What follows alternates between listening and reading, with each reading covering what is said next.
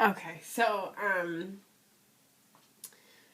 you're saying, 2004, you're getting a Right, we're green applying card. for green cards, Yeah, and yeah. just like, we're in this gigantic facility for processing, Yeah. applications or whatever, and to get like pictures taken and stuff like that. Biometrics are a big thing. Fingerprints and retinal scans, stuff like that. I remember you saying that, yeah. Really, like... That's actually kind of creepy to think about. It felt very much like we were in this gigantic processing facility, Yeah. but there was no effort at all to make it... I mean, it was intimidating and scary for us, and like you said, we were... Caucasian, we could speak English, we'd already been living there for a few years. And, like, there was families all around us, people speaking Spanish, tons of, like, so many different languages, and, like, all the signs are in English, and all the directions are in English, and they're calling out things in English, and there's just, like, no... So, I feel like that must have been the most terrifying thing in the world if you were there with your whole family and like maybe one of you spoke English. Or if none of you spoke English. And like you get like a letter in the mail being like, come here at this time. Yeah. And you're sitting there and you take a number and then like you're listening to see if they're calling your number, but you're sitting there for like 3 hours. Like, wow. I can't even imagine. It was stressful for us, but... I mean, so, that's kind of funny to think that there's no signs in any other language. Like, do you think... I feel like that would have changed now, but I feel like that was one of the things that was like, it just wasn't a thing, So, INS was taken over by Homeland Security. I want to say that they merged, like, INS and, like, alcohol, tobacco, firearms or something. I think they merged those two to make Department of Homeland Security. I think. Okay. Wow. I'm not sure. I'm not super up on that. But you remember at least it was a Homeland Security building that you were at. Yeah, it was like a new kind of thing. Okay. Yeah. So, so when you moved here, you were 10. This was like this is like a few months before 9/11. Yeah. And, like, obviously we share, like, the U.S. and Canada share a lot of, like, cultural similarities. We have obvious, like, same kind of roots. Exactly. But do you think, like, and this was Seattle, which is obviously way different from Boston. But do you think that there was, like, any kind of acclimation that you needed to do? Like, was there, like, did you meet any kind of barrier? Like, did you feel any sort of, like... I mean, I think personally for me, one of the biggest barriers was that I was at kind of an awkward school age anyway. When I left Canada, I was like, like 10 or 11, and I had never really had, like, I was kind of just starting out to make, like, solid friendships in, like, elementary school, of, like, people that were, like, friends, and then we left, we, like, flew all the way across the country, and then the school that I went to was, so we lived on this island. Yeah. Where everybody had already lived there for years and years and years. Oh, so it's like and they all already knew each other, and like all the cool kids already knew all the other cool kids. So I was not the cool kid, because like I was the new kid who was a loser, and like I'm a dork anyway. And then like it was really hard. So that was hard for me, and it's a little hard for me to separate in my mind, like, because that was a big... I feel like anybody would have that kind of a challenge. Yeah. But it was very difficult for us because we moved so far. You know, we had moved... And I feel like you were saying, like, Seattle's very different from Boston. I feel like the difference we actually felt was more East Coast, West Coast than Canada, U.S. I mean, there's definitely, like, similarities between Canada and U.S., particularly, I mean, like, 9/11 was, like, a big thing, obviously, with, like, everyone was all very, I don't know, God bless America and all that kind of stuff, which was surreal for us because, I feel like having that kind of a very traumatic thing happen to you as a nation was something that hasn't happened to Canada, and to have everybody really have that sort of like, I mean, everybody was all very proud to be an American, and like very like and it was just like, I feel like that's something where it's like, Canada didn't in our minds have that in the same way.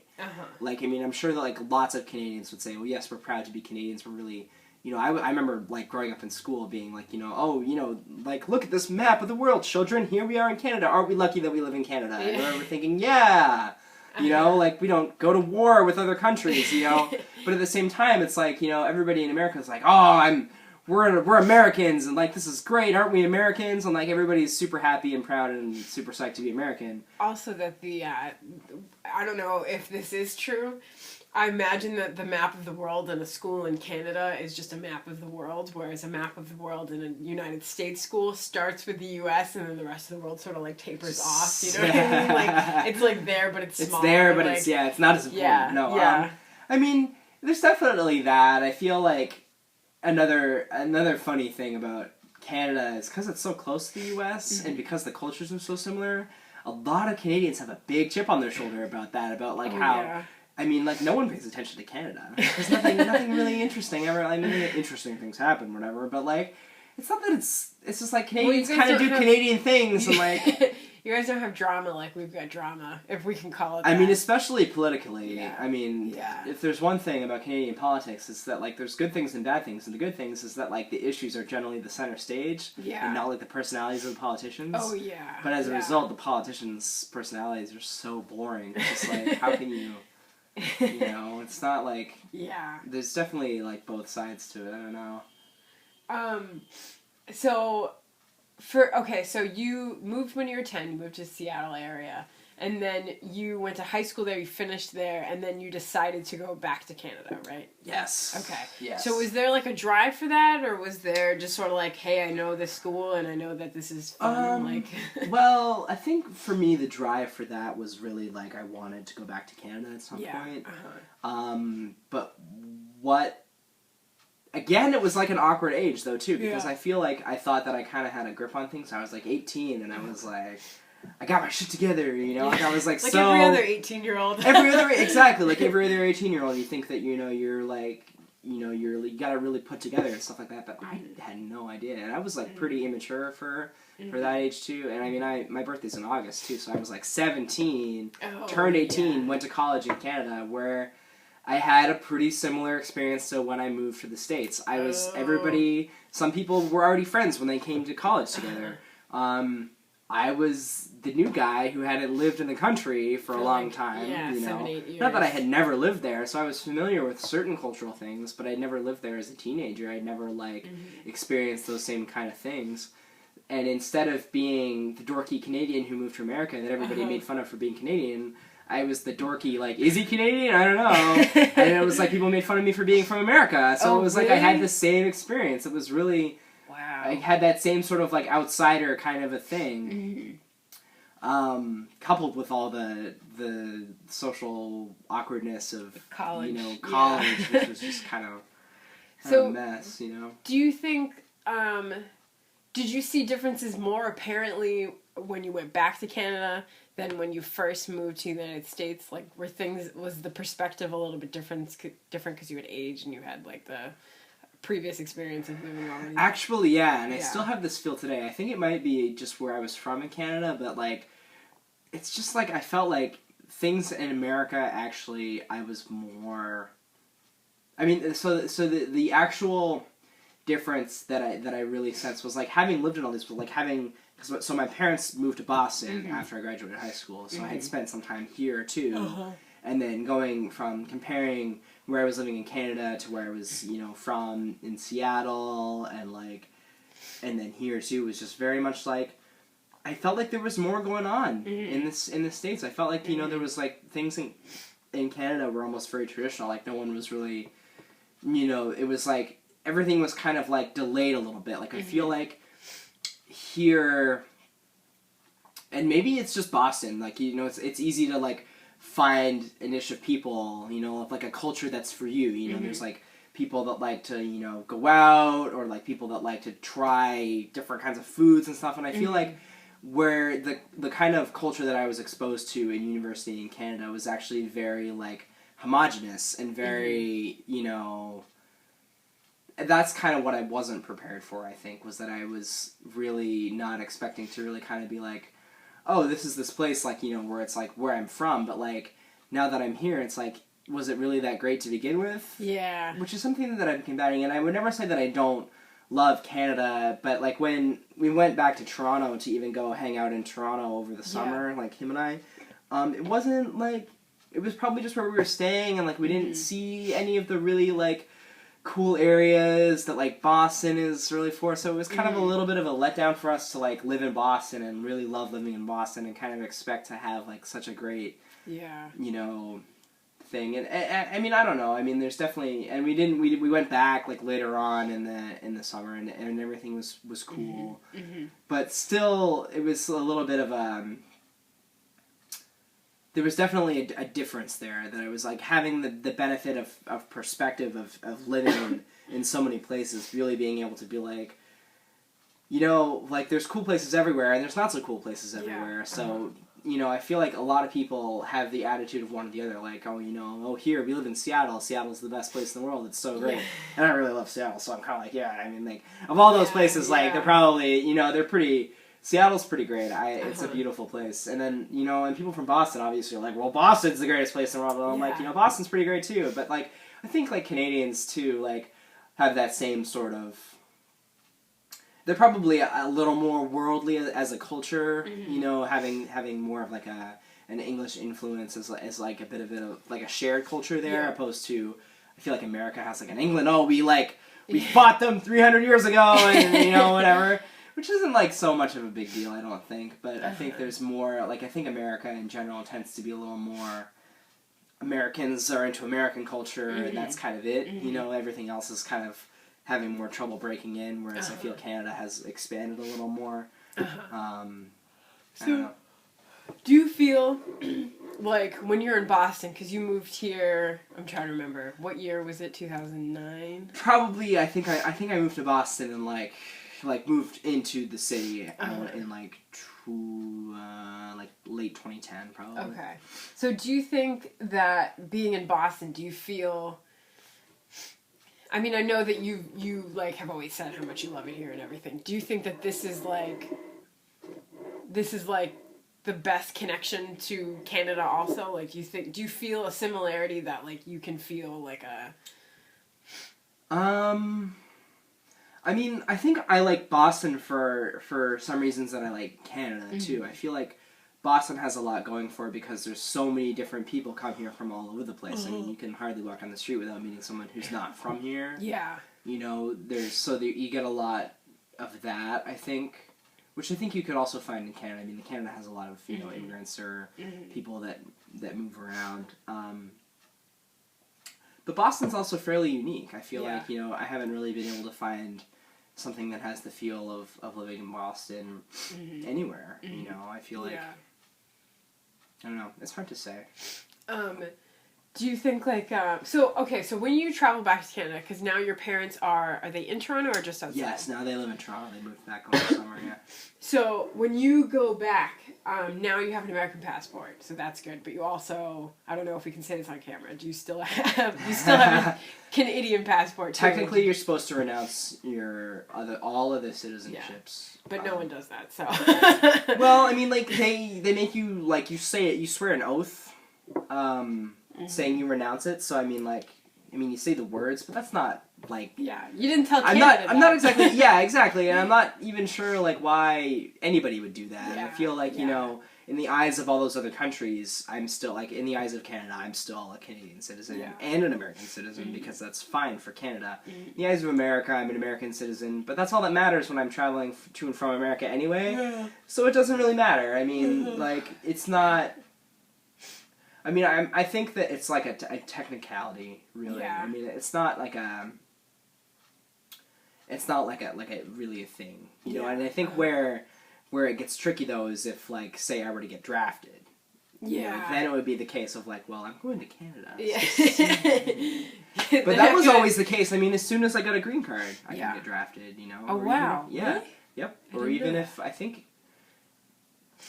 Maybe not if you have a visa, but I'm pretty sure if you have a green card, you can get drafted. Wow. So I had to sign up for the draft when I turned 18. You know, I had to, like, fill out a form or whatever. Okay, so how... Now, I am sort of thinking how I don't think I understand how green cards work. So, you guys came on visas, so your father, obviously... Yeah, he was able to get, like a work visa, yeah. He got a work visa. Your mom still had to get work visas to be a nurse, and then... But the way that it works is because my mom was a nurse, she had more trouble, and I was trying to remember why we were talking about this earlier, but she would have to go, and the way you do it is you actually have to go up to the border and then come through the border. Oh my god. Again, no, it's, like, not easy. Imagine if you guys lived in, like, Texas. Yeah, right. Yeah, that would be rough. You have to, like, fly. That would be terrible. Yeah.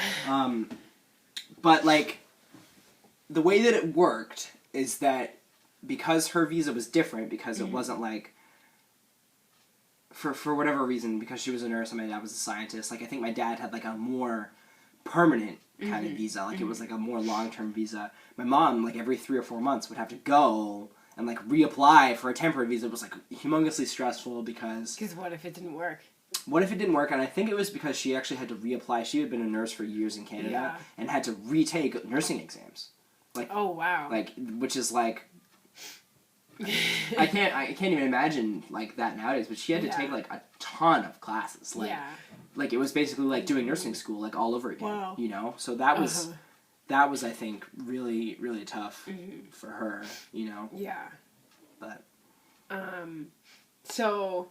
Okay, so when you travel to see your parents now, do you switch between American and Canadian visa? Oh no, you can't do that because you can't just show entry and exit. No, you can't. Yeah, you have to. Oh man. I mean, I don't know how that would work.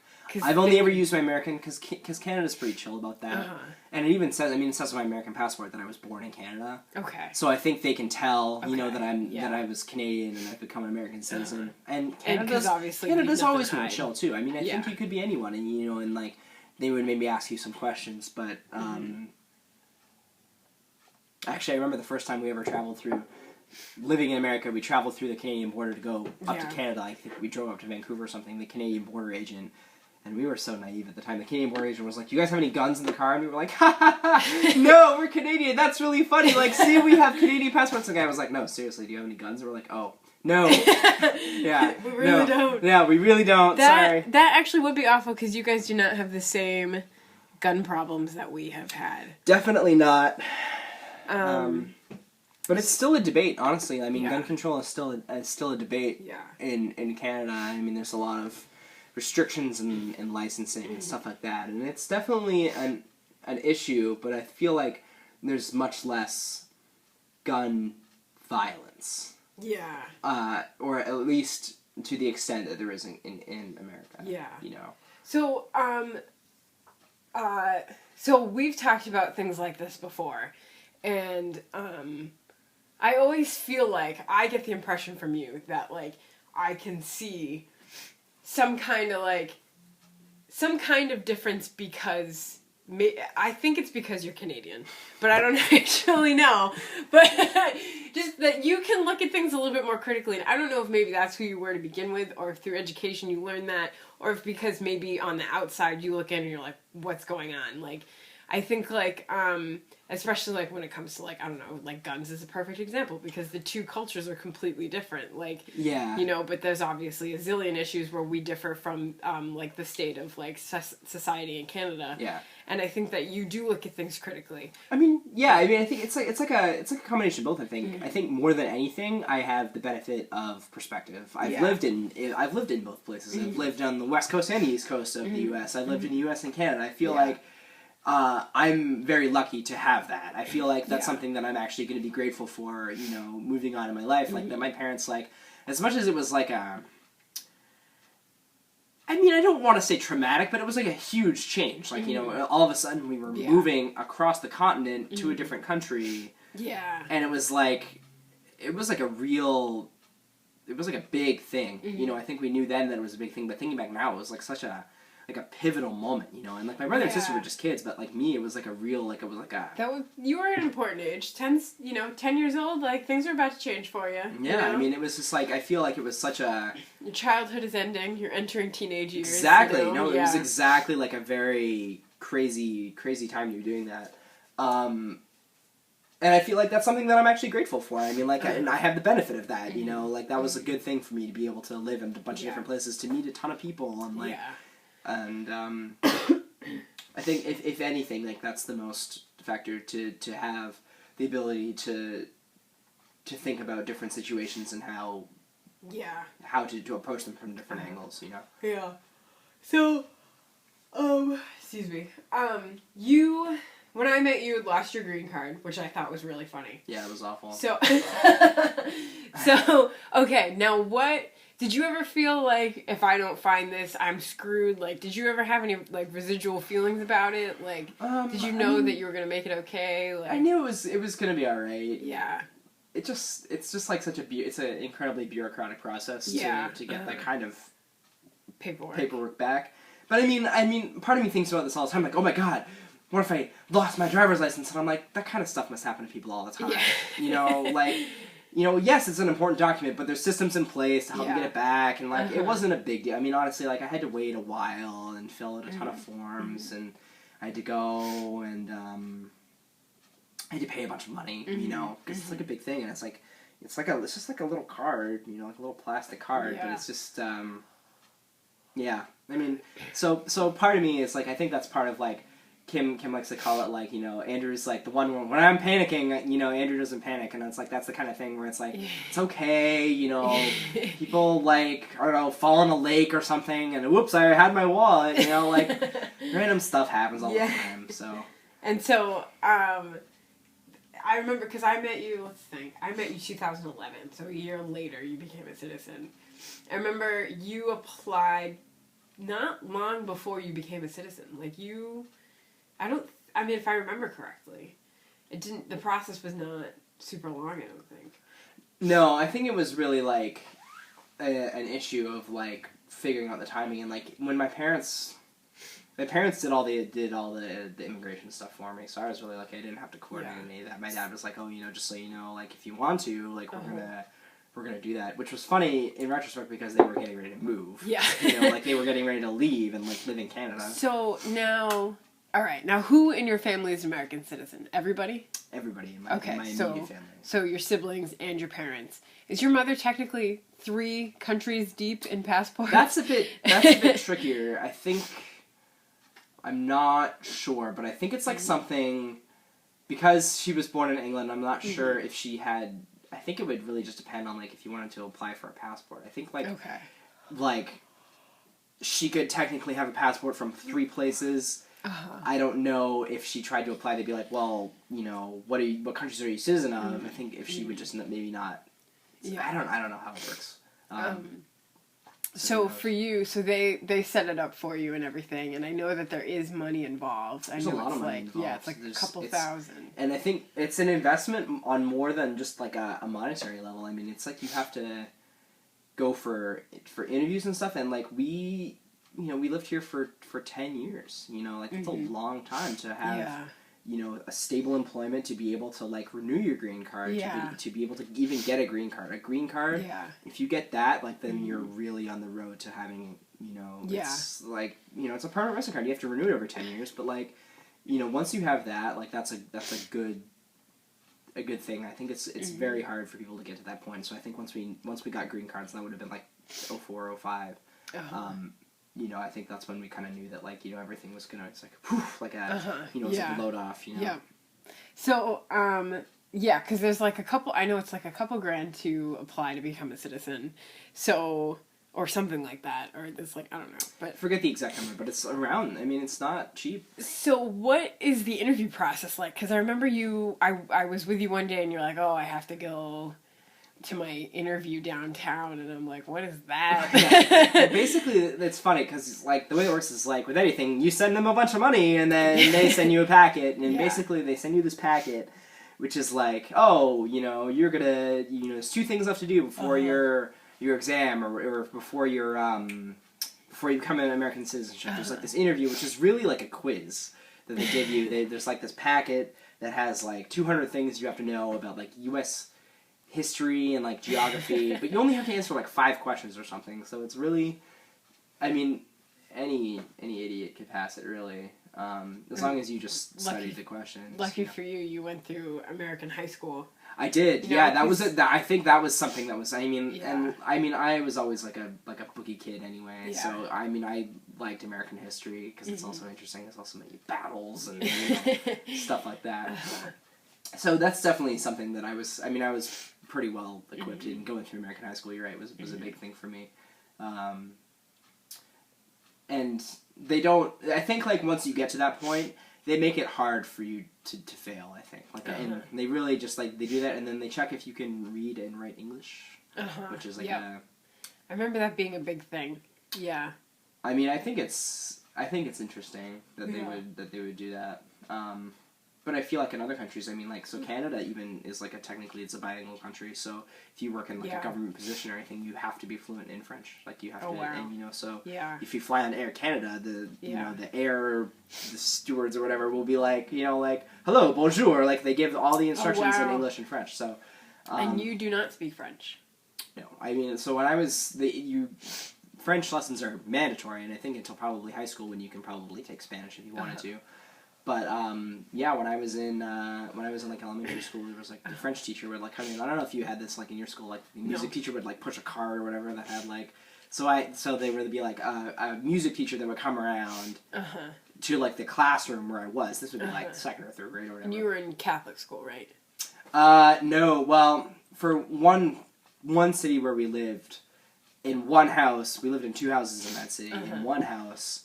The best school was a Catholic school, so by default I went to Catholic school, and that was, that was from like so in Canada there's 2 years of kindergarten, junior kindergarten, and senior kindergarten. Oh wow! This is one of those things where it's like I come to America and I was like, oh yeah, junior kindergarten. People were like, what the hell are you talking about? So like I did like 1 year of kindergarten and then through the 3rd grade, and then I moved to a public high school because it was the better high school.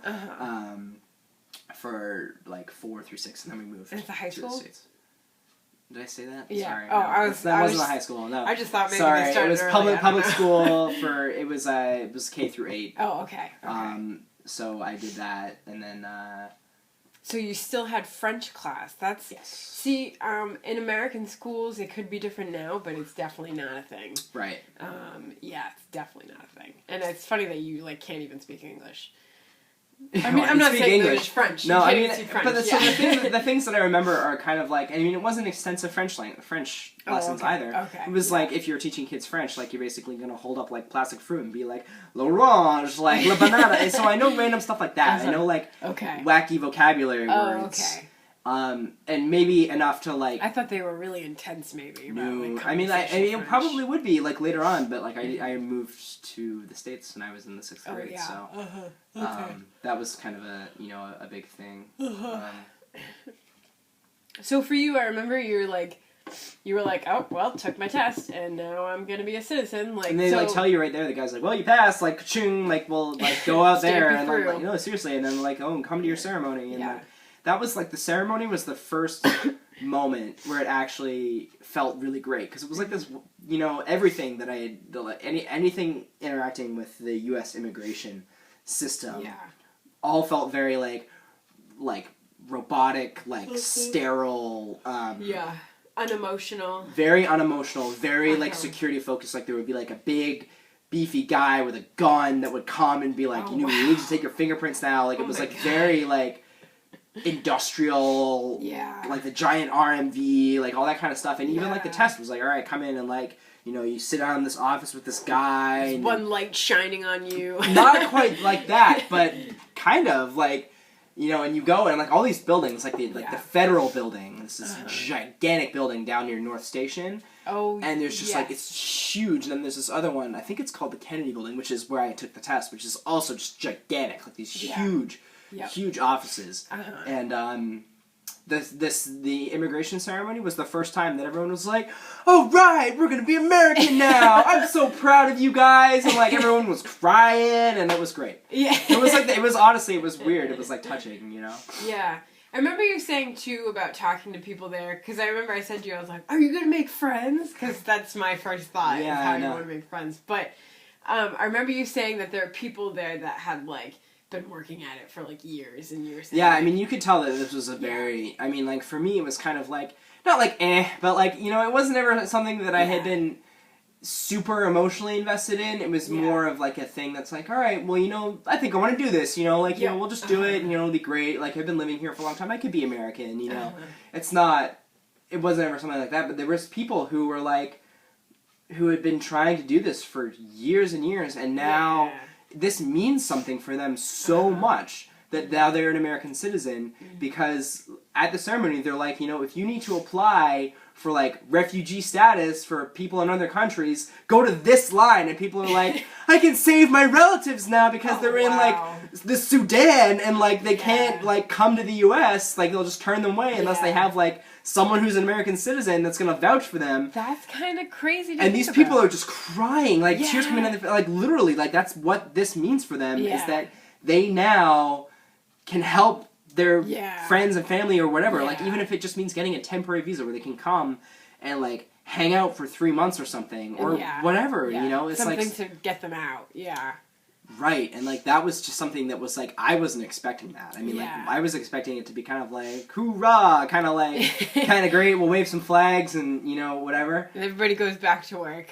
Yeah, kind of. I mean, like, so that was what it was. Like, I took a day out of work, and, like, you know, a girlfriend was there, like, hooray, it was great. And they gave you Canada Dry and cookies. Yeah, that was ironic. They gave me Canada Dry and, like, a chocolate chip cookie and a certificate, and, like, it was just so... That, I didn't realize that. That's pretty nuts to see.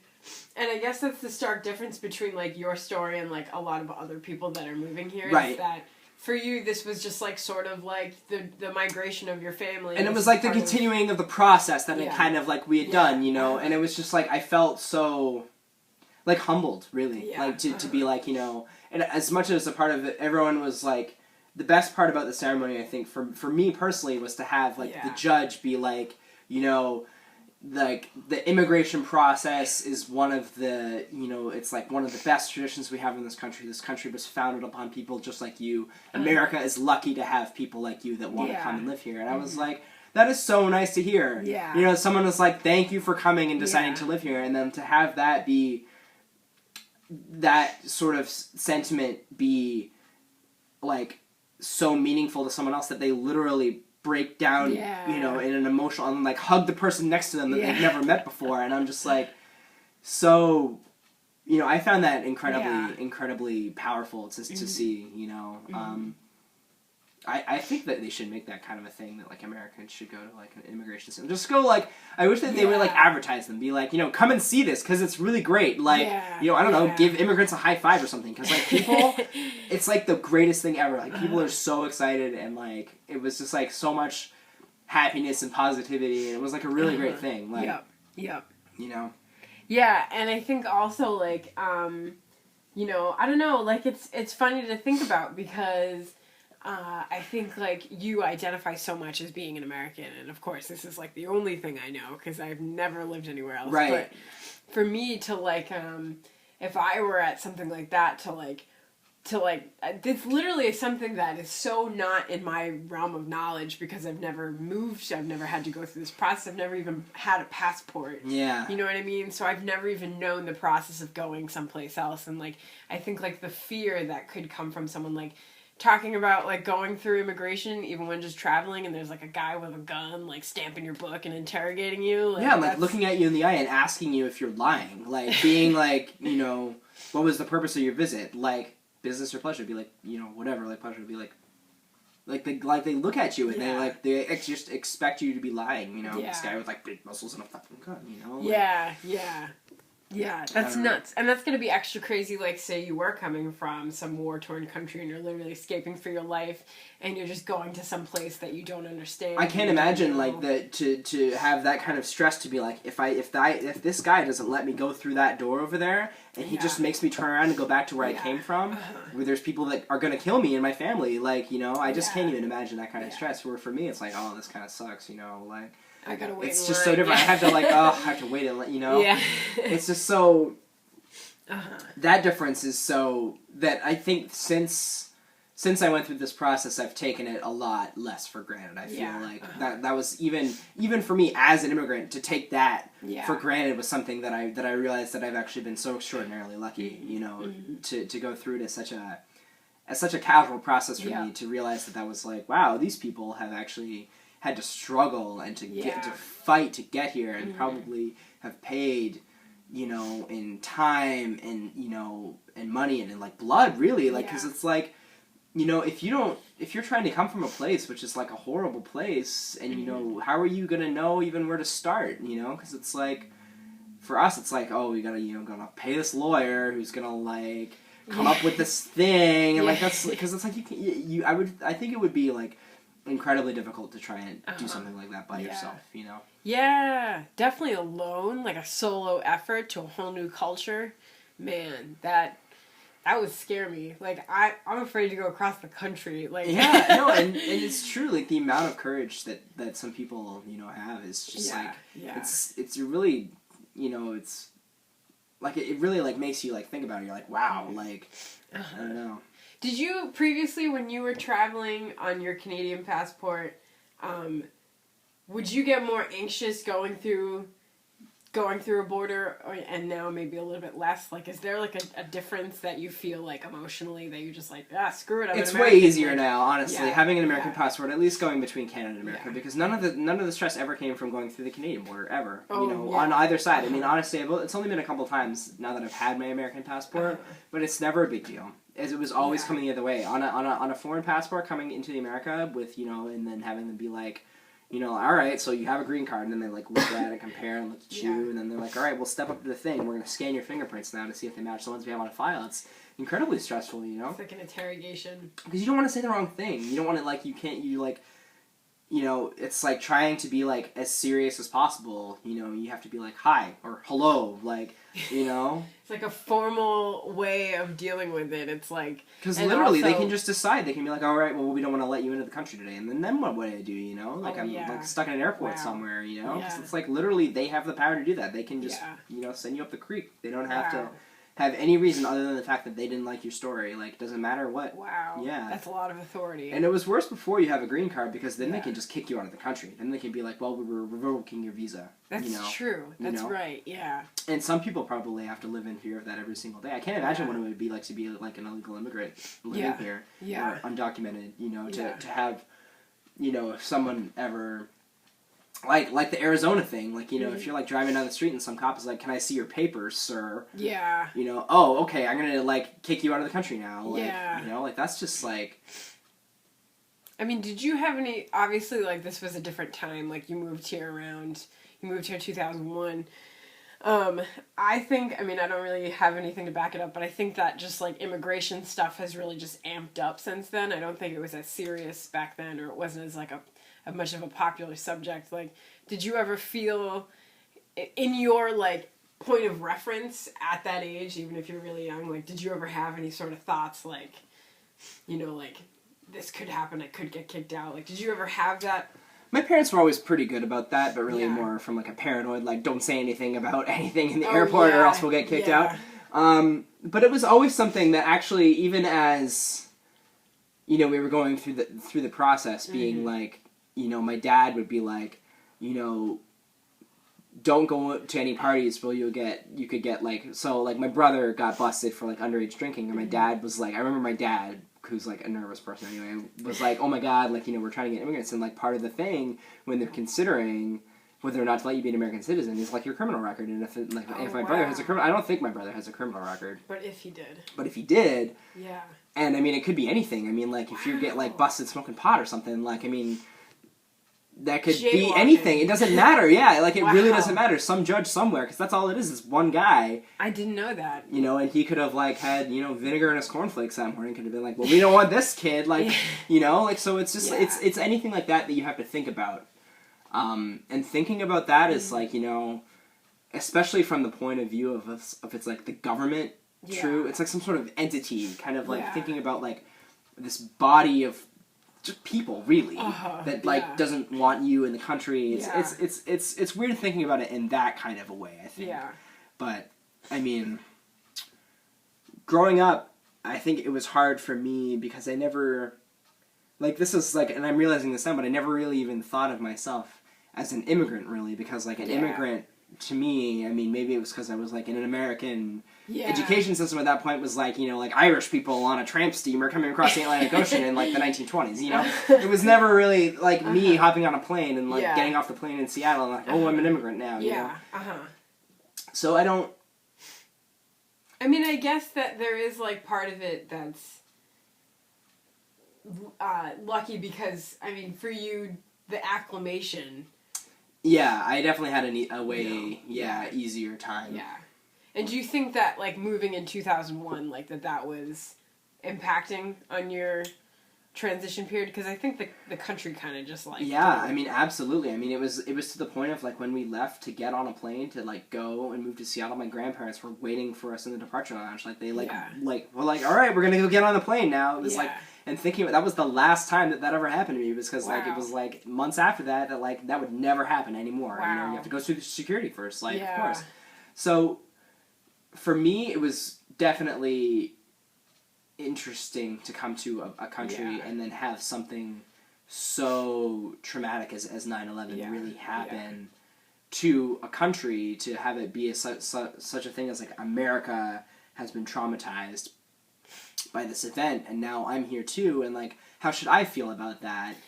And it was very interesting. Like I think at the age that I was 2, old enough to understand what was going on, because I don't think that, I mean, like my sister was what, like 6 or 7 maybe, like so she was like little, you know, like, which is like,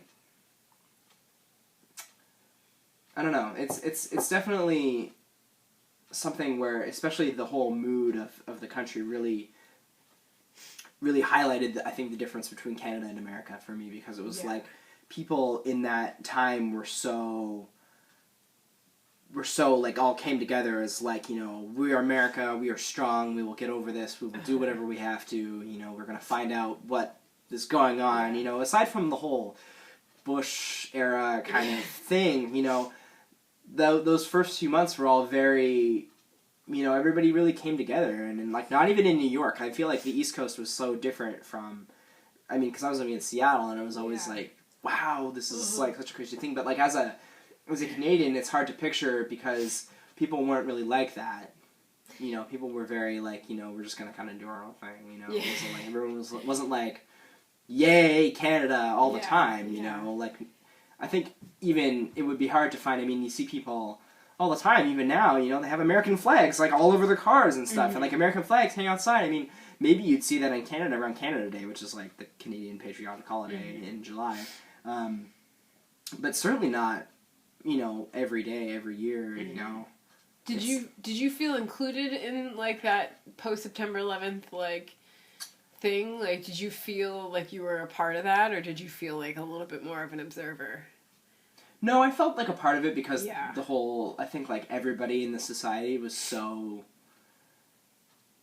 it was such like a media thing. Yeah. Like everybody was watching on TV, everything, all the newspapers, everything was all September 11th. Like, you know, I think that it's such a, I think anybody that was alive and,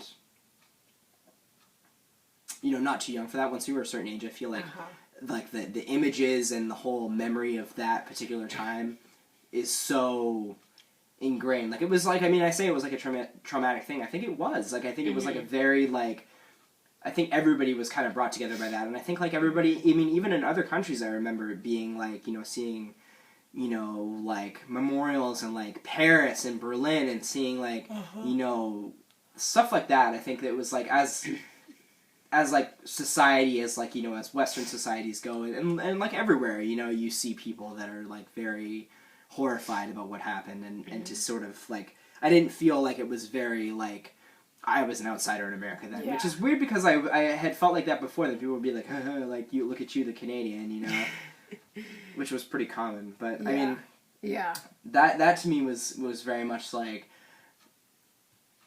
it wasn't serious. Yeah. You know, people were just, like, being stupid kids. You know, no one was really, like... It was just the thing that they had to pick on you for. Pretty much. Yeah.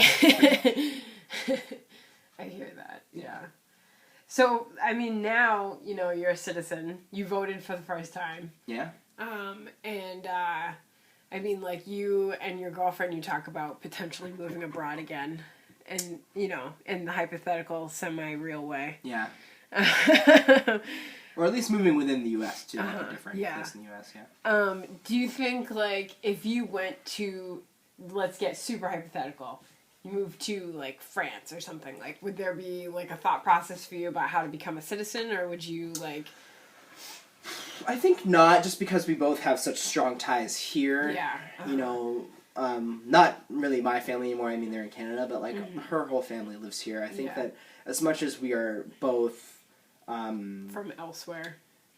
Yeah, like I think as we are both open to the idea of traveling in a more permanent way, I feel like we wouldn't necessarily want to undertake that much of a step. And I feel like part of being an American is being able to have this as like a